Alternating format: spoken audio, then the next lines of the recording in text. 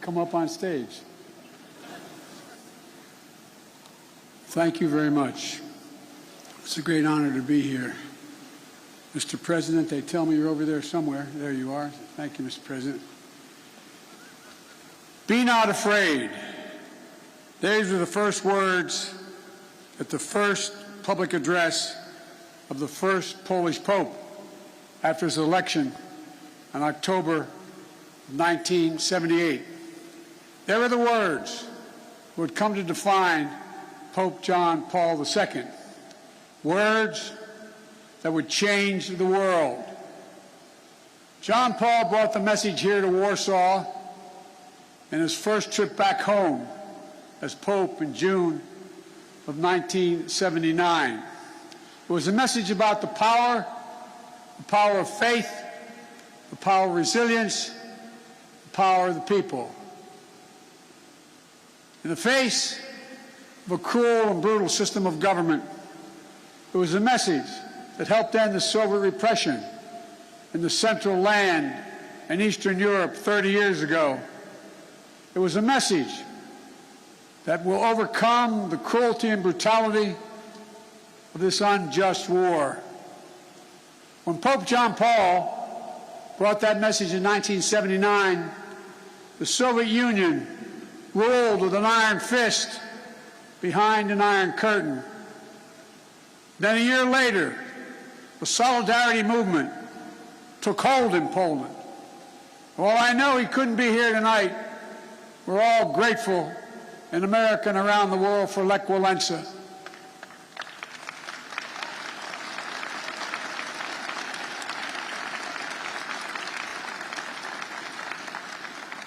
Reminds me of that phrase of philosopher Kierkegaard: faith sees best in the dark. And they were dark moments. 10 years later, the Soviet Union collapsed, and Poland and Central and Eastern Europe would soon be free. Nothing about that battle for freedom was simple or easy. It was a long, painful slog, fought over not days and months, but years and decades. But we emerged anew in the great battle for freedom, a battle between democracy and autocracy, between liberty and repression, between a rules-based order and one governed by brute force. In this battle, we need to be clear-eyed. This battle will not be won in days or months either.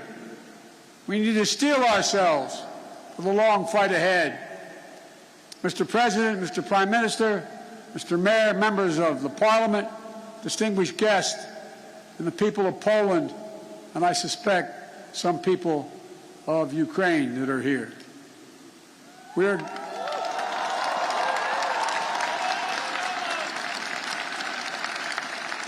gathered here at the Royal Castle in this city that holds a sacred place in the history of not only of Europe, but humankind's unending search for freedom. For generations, Warsaw has stood where liberty has been challenged and liberty has prevailed. In fact, it was here in Warsaw when a young refugee who fled her home country from Czechoslovakia, was under Soviet domination, came back to speak and stand in solidarity with dissidents. Her name was Madeleine Koebel-Albright. She became one of the most ardent supporters of democracy in the world. She was a friend with whom I served, America's first woman Secretary of State. She passed away 3 days ago. She fought her whole life for essential democratic principles. And now, in the perennial struggle for democracy and freedom, Ukraine and its people are in the front lines, fighting to save their nation. And their brave resistance is part of a larger fight for an essential democratic principles that unite all free people. The rule of law, fair and free elections, the freedom to speak, to write and to assemble, the freedom to worship as one chooses, freedom of the press. These principles are essential in a free society. But they have always been under siege. They've always been embattled. Every generation has had to defeat democracy's moral foes. That's the way of the world. For the world is imperfect, as we know, where the appetites and ambitions of a few forever seek to dominate the lives and liberty of many. My message to the people of Ukraine is a message I delivered today to Ukraine's foreign minister and defense minister, who I believe are here tonight. We stand with you, period.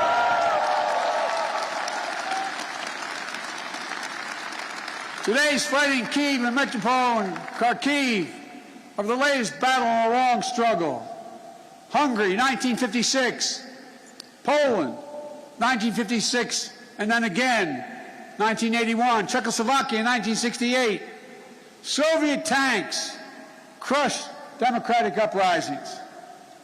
But the resistance continued until finally, in 1989, the Berlin Wall and all the walls of Soviet domination, they fell. They fell. And the people prevailed. But the battle for democracy could not conclude and did not conclude with the end of the Cold War. Over the last 30 years, the forces of autocracy have revived all across the globe. Its hallmarks are familiar ones: contempt for the rule of law, contempt for democratic freedom, contempt for the truth itself. Today, Russia has strangled democracy, has sought to do so elsewhere, not only in its homeland. Under false claims of ethnic solidarity, it has invalidated neighboring nations. Putin has the gall to say he's denazifying Ukraine. It's a lie. It's just cynical. He knows that. And it's also obscene. President Zelensky was democratically elected. He's Jewish. His father's family was wiped out in the Nazi Holocaust. And Putin has the audacity, like all autocrats before him, to believe that might will make right. My own country, a former president named Abraham Lincoln, voiced the opposing spirit to save our union in the midst of a civil war. He said, "Let us have faith that right makes might." Right makes might. Today, let us have that faith again. Let us resolve to put the strength of democracies into action to thwart the designs of autocracy. Let us remember that the test of this moment is the test of all time. The Kremlin wants to portray NATO enlargement as an imperial project aimed at destabilizing Russia. Nothing is further from the truth. NATO is a defensive alliance. It has never sought the demise of Russia. In the lead up to the current crisis, the United States and NATO worked for months to engage Russia to avert war. I met with them in person, talked to them many times on the phone. Time and again, we offered real diplomacy and concrete proposals to strengthen European security, enhance transparency, build confidence on all sides. But Putin and Russia met each of the proposals with disinterest in any negotiation, with lies and ultimatums. Russia was bent on violence from the start. I know not all of you believed me and us when we kept saying, they are going to cross the border, they are going to attack. Repeatedly, he asserted we had no interest in war, guaranteed he would not move. Repeatedly saying he would not invade Ukraine. Repeatedly saying Russian troops along the border were there for training, all 180,000 of them. There is simply no justification or provocation for Russia's choice of war. It's an example of one of the oldest human impulses, using brute force and disinformation to satisfy a craving for absolute power and control. It's nothing less than a direct challenge to the rule-based international order established since the end of World War II. And it threatens to return to decades of war that ravaged Europe before the international rule-based order was put in place. We cannot go back to that. We cannot.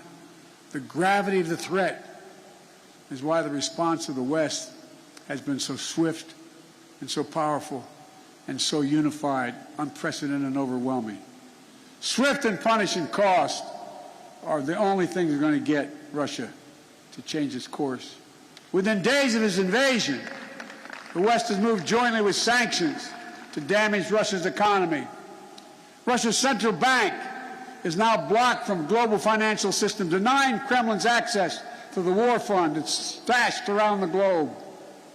We've aimed at the heart of Russia's economy by stopping the imports of Russian energy to the United States. To date, the United States has sanctioned 140 Russian oligarchs and their family members, seizing their ill-begotten gains, their yachts, their luxury apartments, their mansions. We've sanctioned more than 400 Russian government officials, including key architects of this war. These officials and oligarchs have reaped enormous benefit from the corruption connected to the Kremlin.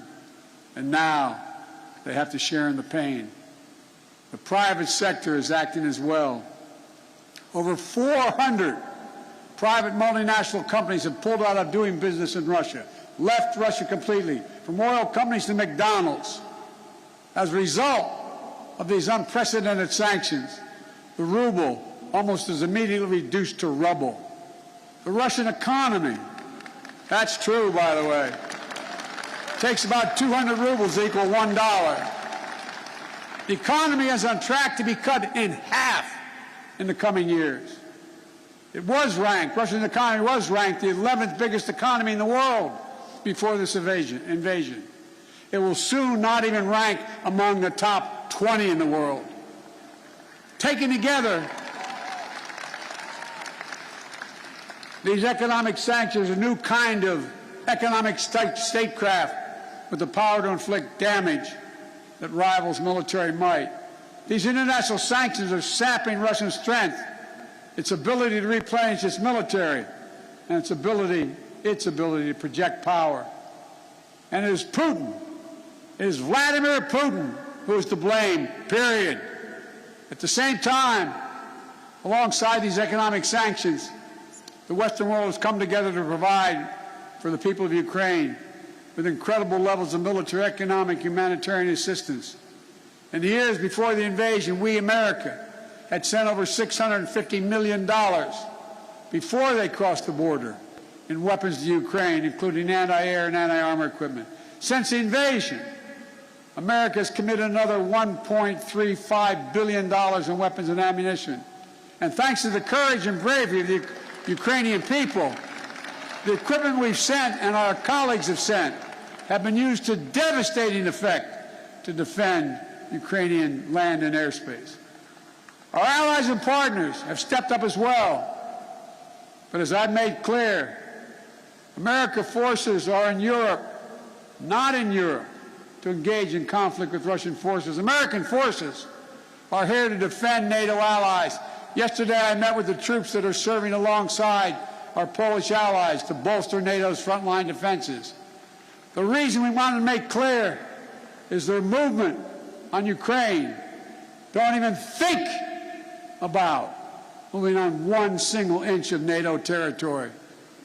We have sacred obligation.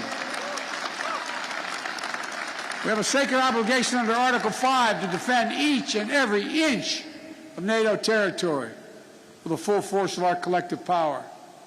And earlier today, I visited your national stadium where thousands of Ukrainian refugees are now trying to answer the toughest questions a human can ask. My God, what's going to happen to me?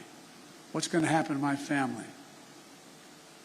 I saw tears in many of the mothers' eyes as I embraced them. They're young children. They're young children, not sure whether to smile or cry. One little girl said, "Mr. President," she spoke a little English, "if my brother and my daddy, are they going to be okay? Will I see them again?" Without their husbands, their fathers, many cases, the brothers and sisters who stayed back to fight for their country. I didn't have to speak the language or understand the language to feel the emotion in their eyes, where they gripped my hand. Little kids hung onto my leg, praying with a desperate hope that all this is temporary. Apprehension that they may be perhaps forever away from their homes. Almost a debilitating sadness that this is happening all over again. But I was also struck by the generosity of the people of Warsaw, for that matter, all the Polish people, for the depths of their compassion, their willingness to reach out, for opening their hearts. Say to the mayor and the premier, they're opening their hearts and their homes simply to help. I also want to thank my friend, the great American chef, Jose Andres, and his team for help feeding those who are yearning to be free. But helping these refugees is not something Poland or any other nation should carry alone.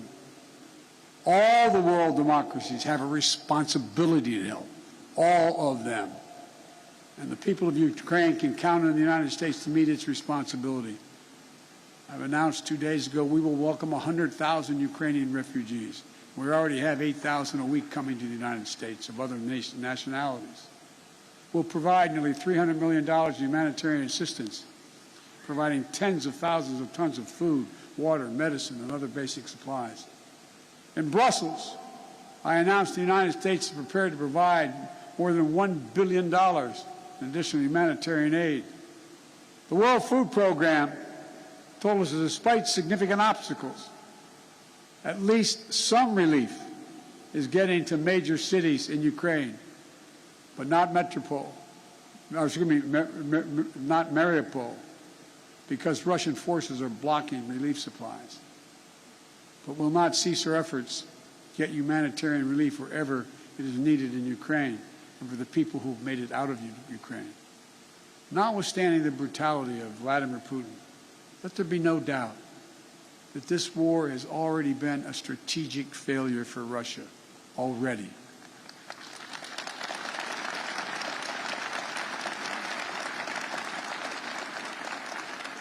Having lost children myself, I know that's no solace to the people who've lost family. But he, Putin, thought Ukrainians would roll over and not fight. Not much of a student of history. Instead, Russian forces have met their match with brave and stiff Ukrainian resistance. Rather than breaking Ukrainian resolve, Russia's brutal tactics have strengthened the resolve. Rather than driving NATO apart, the West is now stronger and more united than it has ever been. Russia wanted less of a NATO presence on his border, but now he has a stronger presence, a larger presence, with over 100,000 American troops here, along with all the other members of NATO. In fact, Russia has managed to cause something I'm sure he never intended. The democracies of the world are revitalized with purpose and unity found in months that we'd once taken years to accomplish. It's not only Russia's actions in Ukraine that are reminding us of democracy's blessing. It's our own country, his own country, the Kremlin. It's jailing protesters. 200,000 people have allegedly already left. There's a brain drain leaving Russia, shutting down independent news. State media is all propaganda, blocking the image of civilian targets, mass graves, starvation tactics of the Russian forces in Ukraine. Is it any wonder, as I said, that 200,000 Russians have already left their country in 1 month? A remarkable brain drain in such a short period of time. Which brings me to my message to the Russian people. I've worked with Russian leaders for decades. I sat across a negotiating table going all the way back to Soviet Premier Alexei Kosygin to talk arms control at the height of the Cold War. I've always spoken directly and honestly to you, the Russian people. Let me say this, if you're able to listen. You, the Russian people, are not our enemy. I refuse to believe that you welcome the killing of innocent children and grandparents, or that you accept hospitals, schools, maternity wards, and for God's sake, being pummeled with Russian missiles and bombs, or cities being surrounded so that civilians cannot flee, supplies cut off, and attempting to starve Ukrainians into submission. Millions of families are being driven from their homes, including half of all Ukraine's children. These are not the actions of a great nation. Of all people, you, the Russian people, as well as all people across Europe, still have the memory of being in a similar situation in the late 30s and 40s. Situation in World War II, still fresh in the minds of many grandparents in the region. Whatever your generation experienced, whether it experienced the siege of Leningrad or heard about it from your parents and grandparents, train stations overflowing with terrified families fleeing their homes, nights sheltering in basements and cellars, mornings sitting through the rubble in your homes. These are not memories of the past, not anymore, because it's exactly what the Russian army is doing in Ukraine right now. March 26, 2022, just days before you were a 21st century nation with hopes and dreams that people all over the world have for themselves and their family. Now, Vladimir Putin's aggression have cut you, the Russian people, off from the rest of the world. And it's taking Russia back to the 19th century. This is not who you are. This is not the future you deserve for your families and your children. I'm telling you the truth. This war is not worthy of you, the Russian people. Putin can and must end this war. The American people will stand with you and the brave citizens of Ukraine who want peace. My message to the rest of Europe: this new battle for freedom has already made a few things crystal clear. First, Europe must end its dependence on Russian fossil fuels, and we, the United States, will help.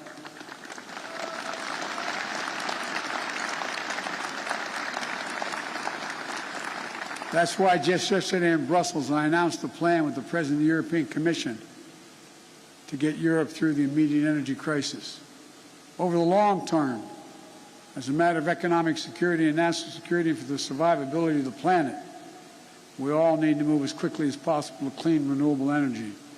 And we'll work together to help get that done so that the days of any nation being subject to the whims of a tyrant for its energy needs are over. They must end. They must end. And second, we have to fight the corruption coming from the Kremlin to give the Russian people a fair chance.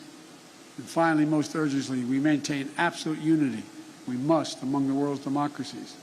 It's not enough to speak with rhetorical flourish of ennobling words of democracy, of freedom, equality, and liberty. All of us, including here in Poland, must do the hard work of democracy each and every day. My country as well. That's why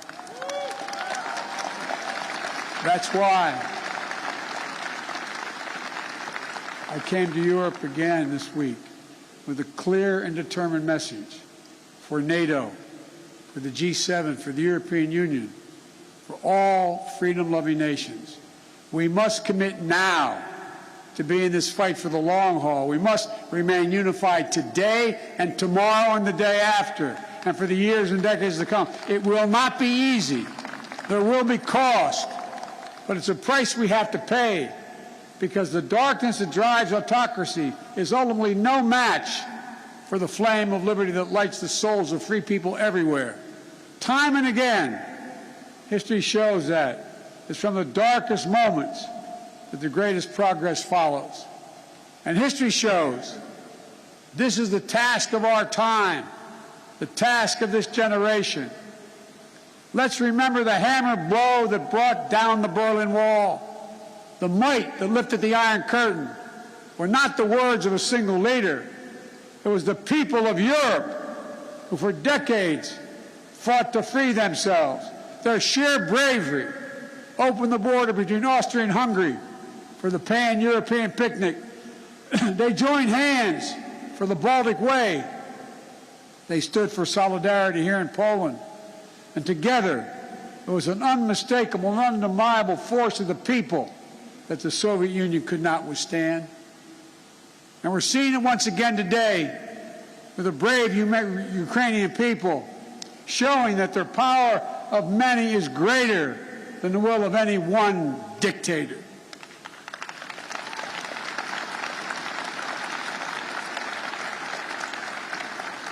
So in this hour, let the words of Pope John Paul burn as brightly today.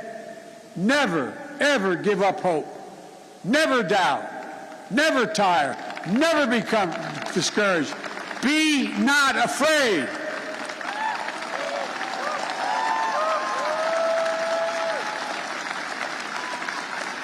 A dictator bent on rebuilding an empire will never erase a people's love for liberty.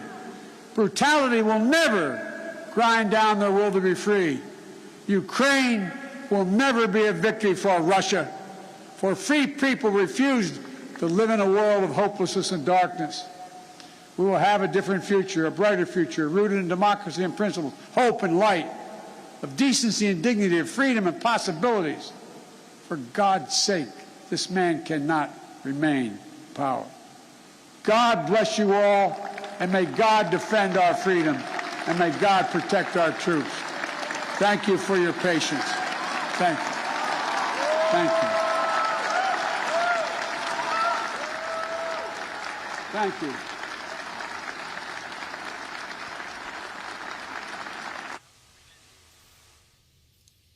President Biden with a forceful and at times emotional speech in Warsaw, Poland. The president telling the people of Ukraine explicitly that we stand with you, period. The president also calling out President Putin, saying that Russia has strangled democracy at home and is now trying to strangle it elsewhere. Speaking directly to the Russian people, telling them that their president is trying to drag them back to the 19th century. The president also reiterating that U.S. forces are in Europe to defend NATO allies, not to engage with Russia. And he said this war is already a strategic failure for Russia and has only strengthened NATO, not weakened it. He said of NATO, quote, "We must remain unified today and tomorrow and the day after." He called the defense of democracy the task of our time, the task of our generation. Let's bring in NBC News Chief White House correspondent Kristen Welker, who is in Warsaw following the president. Kristen. Well, Jose, you're right. This was a forceful speech. And I have to tell you, being here in person, there were moments when this audience of nearly 1,000 people were completely silent. You could have heard a pin drop. And then moments where they were cheering, supportive of what the president was saying. And so they were very engaged with what you heard from President Biden. This was a speech in which the president laid out this current fight as a battle between democracies and autocracies. And he cited those various examples throughout history. And he also talked about the unity of NATO allies that has been on display throughout this historic and high-stakes week for the president. He also took on Vladimir Putin head-on, his lies, the fact that Putin has said he's trying to denazify Ukraine. You heard President Biden call that an outright lie and even obscene. And he had a stern warning Putin not to attack 1 inch of NATO territory. I thought that was quite significant. And then you heard the president take a step back and talk about what he believes was accomplished this week during that emergency meeting at NATO. More aid was announced, more military aid, as well as new sanctions. As you point out, Jose, he said, we stand with you, period. The question, Jose, moving forward is what was accomplished this week? Will this week change Putin's calculation at all? The president trying to make the case that NATO is more unified than Putin had accounted for, and that is significant. And here you have him making the case in Warsaw and also talking about the very human toll of this war in Ukraine, the refugees, more than 2 million here in Poland alone. The president met with some of them earlier today, and there he called Putin a butcher. Wrapping up his remarks here today, Jose, you heard the president say that Putin cannot stay in power. That is quite significant, Jose. This is his ending to what has been an historic week here. No doubt, Kristen, that ending, calling for the removal in some way or another, he must not remain in power. Kristen Welker, as you say, very, very forceful. Thank you, Kristen, for our coverage from Warsaw. That concludes our coverage of President Biden's address from Poland. We'll have much more tonight on NBC Nightly News. For all of us at NBC Nightly News, I'm Jose Diaz-Balart. Thank you.